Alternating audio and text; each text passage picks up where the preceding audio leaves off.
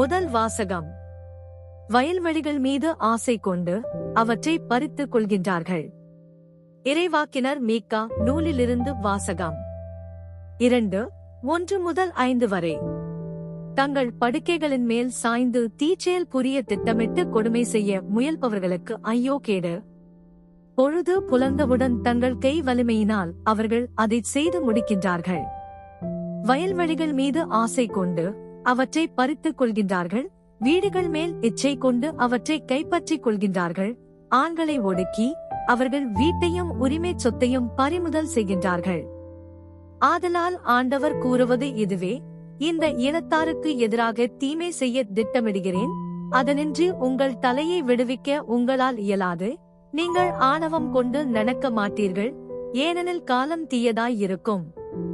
அந்நாளில் மக்கள் உங்களை பற்றி இரங்கற்பா இயற்றி, அந்தோ நாங்கள் அழிந்து ஒழிந்தோமே, ஆண்டவருடைய மக்களின் உரிமை சொத்து கைமாறிவிட்டதே, நம்முடைய நிலங்களை பிடுங்கிக் கொள்ளைக்காரர்களுக்கு பகிர்ந்தளிக்கின்றாரே என்று ஒப்பாரி வைத்து புலம்புவார்கள். ஆதலால் நூல் பிடித்து பாகம் பிரித்து உங்களுக்கு தருபவன் எவனும் ஆண்டவரின் சபையில் இரான். ஆண்டவரின் அருள்வாக்கு.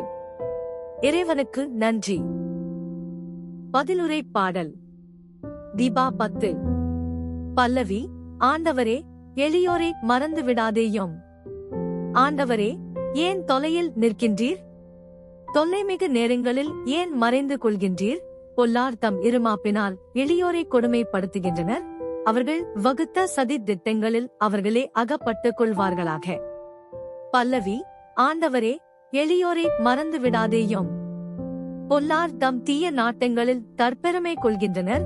பேராசையுடையோர் ஆண்டவரை பழித்து புறக்கணிக்கின்றனர். பொல்லார் செருக்கு உள்ளவராதலால் அவரை தேடார். அவர்கள் எண்ணமெல்லாம் கடவுள் இல்லை என்பதே. பல்லவி. ஆண்டவரே, எளியோரை மறந்து விடாதேயும். அவர்களது வாய் சாபமும் கபடும் கொடுமையும் நிறைந்தது. அவர்களது நாவினடியில் கேடும் தீங்கும் இருக்கின்றன. சூரூர்களில் அவர்கள் ஒளிந்து காத்திருக்கின்றனர்.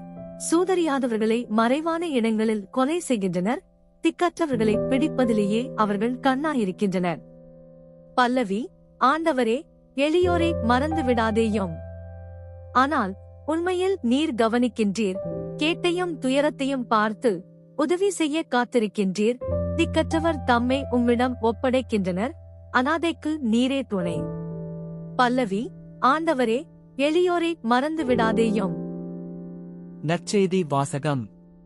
இறைவாக்கினர் கூறியது நிறைவேறும்படி தம்மை வெளிப்படுத்த வேண்டாம் என்று அவர்களுக்கு கற்பித்தார். மத்தேயு எழுதிய தூய நற்செய்தியிலிருந்து வாசகம். 12:14-21 வரை. அக்காலத்தில் பரிசேயரோ வெளியேறி இயேசுவை எப்படி ஒழிக்கலாம் என அவருக்கு எதிராக சூழ்ச்சி செய்தனர். இயேசு அதை அறிந்து அங்கிருந்து புறப்பட்டுச் சென்றார்.